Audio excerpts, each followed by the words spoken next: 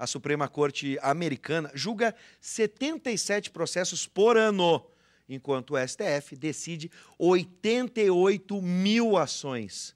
Agora, com a entrada em vigência do novo Código de Processo Civil brasileiro, há mudanças para quem precisa do Poder Judiciário. É o quadro Direito em Pauta que está chegando.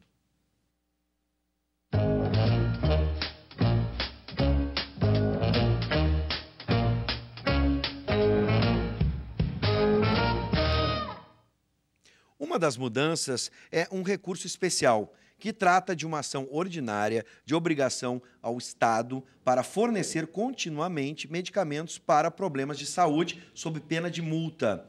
Esse é o tema do Direito em Pauta de hoje. Boa noite, seja bem-vindo, professor Paulo Regis. Boa noite, Bives. Sempre uma alegria estarmos juntos. Que honra. Hoje nós contamos com a presença da doutora em processo civil, professora Alessandra Mizuta de Brito, que, além de processualista, professora de processo civil, ela também é coordenadora do curso de Direito da unidade aqui de Canoas. E como sempre, Bives, nós contamos com a participação do professor Jorge Trindade, que além de outras disciplinas, leciona psicologia jurídica aqui no Direito de Canoas. Sejam todos bem-vindos. Bom, antes vamos falar da Livraria do Advogado. Isso mesmo, da Livraria do Advogado. Professor Paulo Regis, qual a obra que nós vamos indicar hoje? Pois é, hoje nós temos uma redobrada alegria, porque nós estamos indicando esta obra. Esta obra de autoria de quem? Professor Jorge Trindade. Esta obra é chamada de Manual de Psicologia Jurídica para Operadores do Direito. É uma obra da Livraria do Advogado e editora. Queremos parabenizar o autor e, ao mesmo tempo, a editora, que é a nossa apoiadora cultural. Parabéns a ambos. Muito obrigado, professor Paulo. Professor Jorge Trindade, deixa eu aproveitar a oportunidade. O senhor poderia, por gentileza, fazer uma síntese, já que o senhor é autor da obra, do conteúdo dessa belíssima 8ª edição da obra? Muito obrigado, professor Paulo Regis, muito obrigado pelo convite de novo estar aqui. E dizer que tem que ser um resumo muito sintético mesmo, porque esta obra, que é destinada no campo da psicologia jurídica, não só para estudantes, mas para profissionais da área do direito, juízes, advogados, promotores, defensores, também serve a estudantes e alunos da área da psicologia, da psiquiatria e do serviço social. Portanto, é uma obra multidisciplinar que está agora na sua 8ª edição e tem exatamente 1000 páginas, de maneira que não dá para fazer um histórico da obra. Mas ela trata de alguns temas muito, muito contemporâneos, como, por exemplo, alienação parental, bullying, um fenômeno muito pouco conhecido, mas que se chama stalking.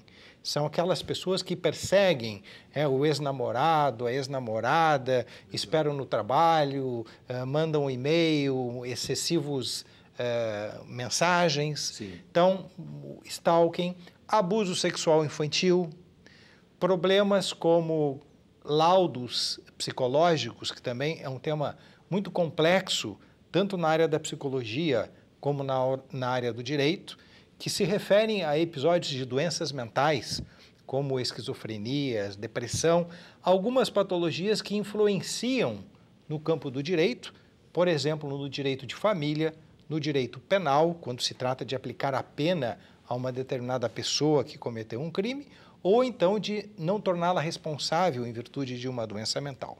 Esses são alguns dos temas. Dano moral, que é também um tema bastante contemporâneo, não é? Dano psicológico, são alguns dos temas que trata este manual de psicologia jurídica, que serve tanto para estudantes e profissionais, também tanto do direito quanto da área da psicologia. Então, Bives, essa é a obra que nós estamos indicando. Indicamos para os nossos telespectadores. E se encontra à disposição já na sua 8ª edição. Exatamente. E você encontra na Livraria do Advogado. Exatamente. Né? Vamos lá, gente, vamos começar com o assunto. Primeiro com a nossa convidada especial, a professora Alessandra. Até mesmo em meio às notícias da Operação Lava Jato, isso está muito claro, né, um fenômeno que a gente está vivendo hoje, especialmente na cultura brasileira, em diversos aspectos. Vamos lembrar da política. A gente se depara com termos jurídicos, né? Dá para explicar a diferença, professora, por exemplo, de súmula, jurisprudência e, especialmente, precedentes? Pois não. Bem, inicialmente, boa noite, Bives. É um prazer estar aqui novamente. Professor Paulo Regis, professor Jorge Trindade, é uma alegria estar na companhia de vocês. Antes, então, da minha fala, eu gostaria novamente de agradecer, então, o apoio cultural da Livraria do Advogado e a Ubra TV, por ceder esse espaço dentro do Conexão RS, que é tão importante para o curso de Direito e que seria uma pequena forma de nós levarmos, então, à comunidade alguns assuntos que são relevantes e que estão ao alcance de todos, não é? E que, por vezes, no esclarecimento jurídico pode auxiliar, inclusive, no alcance de alguns direitos. Bem, primeiro, em relação à pergunta que foi feita, a palavra-chave para que a gente possa fazer uma distinção em relação a esses termos seria a vinculação. Vinculação quer dizer tornar obrigatória uma determinada orientação vinda por parte dos tribunais. Então, nós já temos de forma muito clara a obrigatoriedade no cumprimento das leis. Sim. Como nós adotamos um sistema jurídico de civil law, e esse sistema tem, então, como primeira fonte do direito a lei, então é muito natural, é muito claro para o cidadão que ele tem que observar o que a lei diz. Isso é muito claro. Até então, o que acontecia com as decisões que vinham por parte dos tribunais eram uma orientação de como é que deveria haver determinado comportamento. Então, quando se busca os tribunais, a intenção da população é encontrar uma segurança. Bom, então, o que o Poder Judiciário decidir vai estar revestida de uma autoridade, por isso eu terei segurança em relação a decisões que eu poderei tomar no futuro, levando em consideração a como é que o tribunal poderá se comportar. Só que essas decisões, que eram então a jurisprudência, daí sim as decisões dos tribunais, sim, elas serviriam como uma orientação, o que quer dizer que os juízes em primeira instância poderiam acatar essa orientação ou não. Não é? A intenção, então, com a alteração, em especial do novo Código de Processo Civil, seria de impor uma força vinculante a determinados tipos de decisões. E essa força vinculante seria algo mais ou menos como a força que a lei exerce sobre as relações. Seria mais ou menos isso. Perfeito. Muito bem. Professora Alessandra, nos dias 18 e 19 do mês de agosto próximo, ocorrerá na PUC um evento de processo civil, primeiro evento sobre o novo Código de Processo Civil. E esse evento é alusivo, em homenagem ao professor José Maria Scheimer. E nós sabemos que vão participar ilustres processualistas do Rio Grande do Sul, entre eles o professor Araquém de Assis, professor, entre outros professores, professor Gilberto, Sérgio Gilberto Porto, e também sabemos que a senhora será palestrante nesse evento. A senhora poderia ampliar para nós qual é o tema que a senhora vai abordar? Claro, com muito prazer. Primeiro, um breve esclarecimento. O evento, ele, na verdade, ele acontece em homenagem, então, a esse momento de aposentadoria do professor Tessainer, então, da PUC, agora, aqui do Rio Grande do Sul. A organizadora científica desse evento é a professora Mariângela Melhoranza, que já esteve aqui no programa, conversando uma temática em torno do direito de família. E a intenção, então, em reunir esses nomes, seria de nós trabalharmos diversas temáticas do direito processual civil, e eu trabalharei especificamente os precedentes. Perfeitamente. Professora Alessandra, e aí depois nós gostaríamos de ouvir também o professor Jorge Trindade. Vamos materializar essa temática que a senhora irá proferir a palestra e está hoje presenteando os nossos telespectadores. Questão dos precedentes.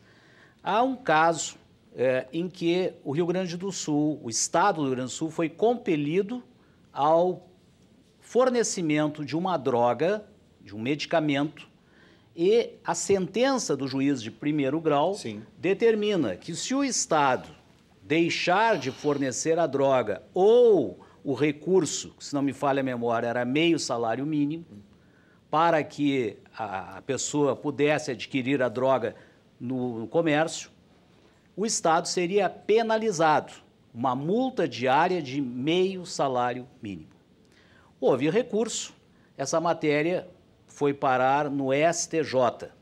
E, em decisão do STJ, essa decisão fez com que vários estados do Brasil, inclusive Bahia e outros estados, Paraná, esses estados se submeteram também a uma decisão que tem um caráter de um precedente, ou seja, a partir dali deveria se decidir daquela forma.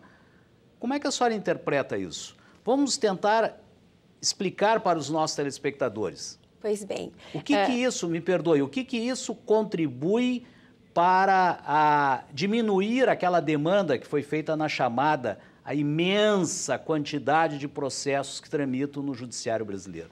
Perfeito.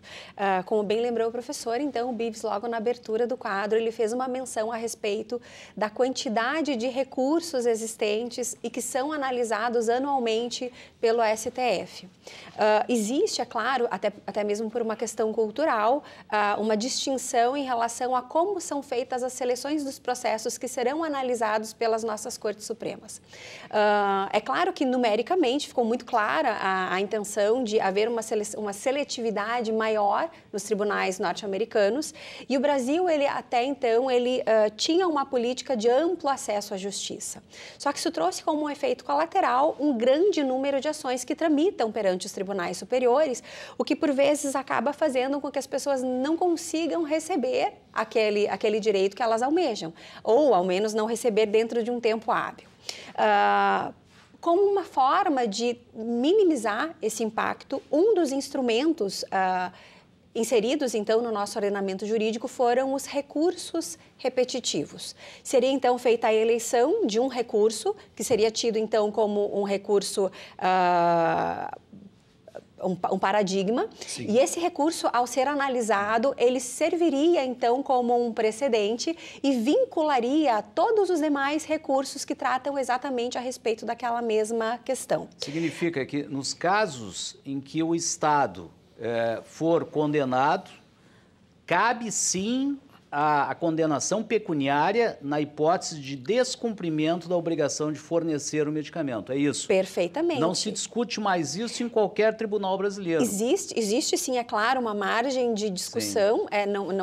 A intenção não é que aconteça um engessamento do Poder Judiciário, obviamente não é isso, mas apenas para ilustrar nesse tipo de situação, professor Paulo Regis, em que nós discutimos o dever do Estado em fornecer meios para que a população tenha acesso à medicação para tratamento contínuo. Existe hoje algo em torno de 800 ou 900 processos tramitando com essa mesma temática já nos tribunais. E isso diminuiria muito o tempo de tramitação dos processos. Não é? Hoje em dia existe essa regra de que o processo tem que ter um tempo razoável. Não pode durar, casos de urgência, não pode durar um tempo muito longo, porque às vezes é a vida de uma pessoa que está em jogo. Perfeito. Bom, a gente usou um exemplo comparativo, usamos uma comparação ali para ilustrar entre o sistema norte-americano e o sistema brasileiro, né? O precedente adotado por esse novo Código de Processo Civil brasileiro, ele tem alguma semelhança, ele guarda alguma semelhança ao adotado pelo sistema norte-americano? Originariamente, quando em fase de projeto, ele era um pouquinho mais próximo. Sim. Porém, foram feitas algumas adequações para que ele conseguisse ser introduzido dentro do nosso sistema jurídico, porque os sistemas são realmente diferentes. Sim. Eles contam com algumas peculiaridades. Mas a intenção dele era de que sim, que ele fosse realmente algo como os precedentes norte-americanos. Não é a íntegra de uma decisão, é um núcleo, ou seja, não é, nesse caso que nós estávamos levando ao conhecimento dos senhores telespectadores, não se trata, na verdade, a questão de saúde, a discussão. O núcleo não é a questão de saúde. Saúde é um direito de todos e um dever do Estado, está previsto na Constituição. O que se discute ali é a incidência de penalidade de multa ao Estado. Esse é o objeto da discussão. Sim. Então, eu lhe pergunto, professora Alessandra, como diferenciar essa questão nuclear da sentença? O que pode ser realmente um precedente? Perfeito. O precedente seria a parte dispositiva das decisões. É claro que existe um debate ainda, por ser algo muito recente dentro do nosso ordenamento jurídico, existe ainda um acalorado debate por parte da doutrina em relação a como é que se consolidariam, então, esses precedentes e quais tipos de decisões exatamente poderiam ser considerados precedentes, muito embora o nosso legislador, dentro do Código de Processo Civil, tenha proposto um rol.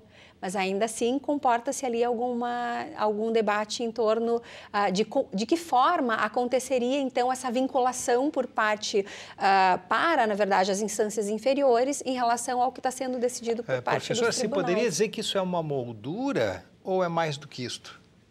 Para o sistema brasileiro seria mais uma moldura realmente.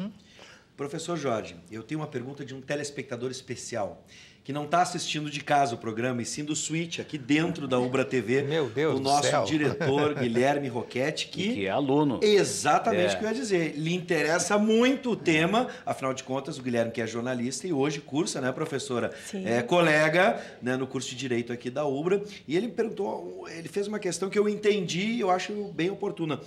A gente está comparou com o sistema norte-americano, essas mudanças, em especial... Common law. Né?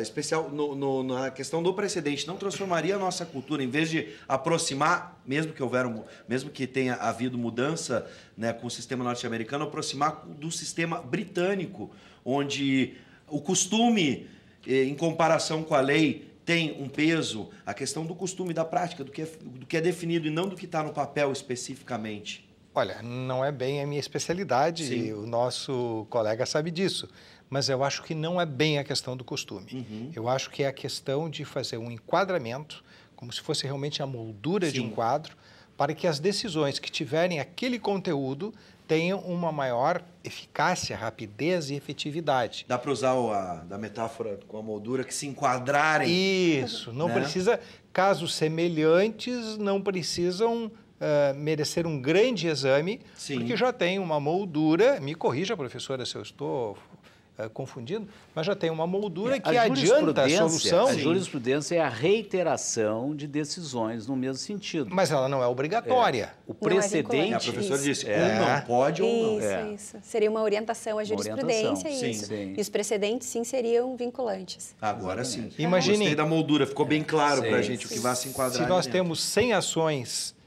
iguais, essas 100 ações iguais terão o mesmo tratamento e, a priori, a mesma solução. Na experiência de todos vocês aqui que são da área, né, eu que estou aqui de intrometido, isso vai acelerar, porque o número assusta. Quando a gente faz o comparativo com o sistema norte-americano, de 77 por ano para 88 mil por ano, a gente às vezes fica se questionando como isso é feito, como isso é possível. Né? E, na experiência de vocês, o que vocês acham? Ele tem esse caráter mesmo de aceleração?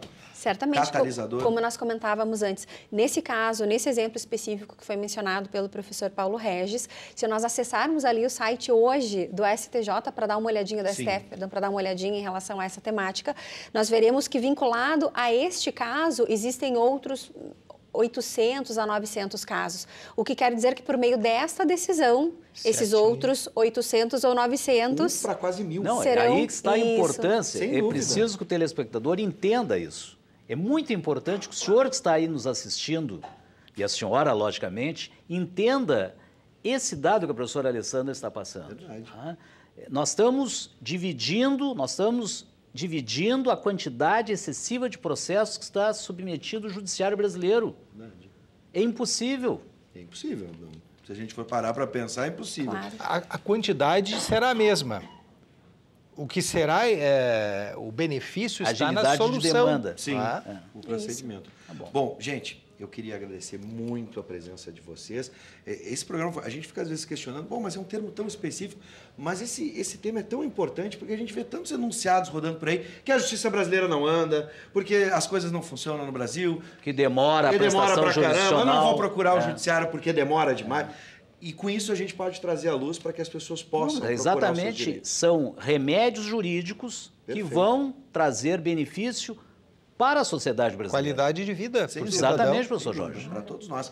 Por isso que esse quadro é tão importante e ele vai voltar. Na próxima semana a gente vai estar aqui, quinta-feira, de novo, falando sobre direito. Na outra semana, outra quinta. Sempre às quintas-feiras. Isso que a gente apoio, sabe. sempre com apoio cultural. É exatamente o que eu ia salientar agora, com o apoio cultural da Livraria do Advogado e com a sua participação sempre aí de casa. É uma honra receber todos vocês aqui sempre. Muito obrigado. Professor Até a próxima. Professor Jorge Trindade, parabéns por uma de suas obras. Obrigado. Seja sempre bem-vindo.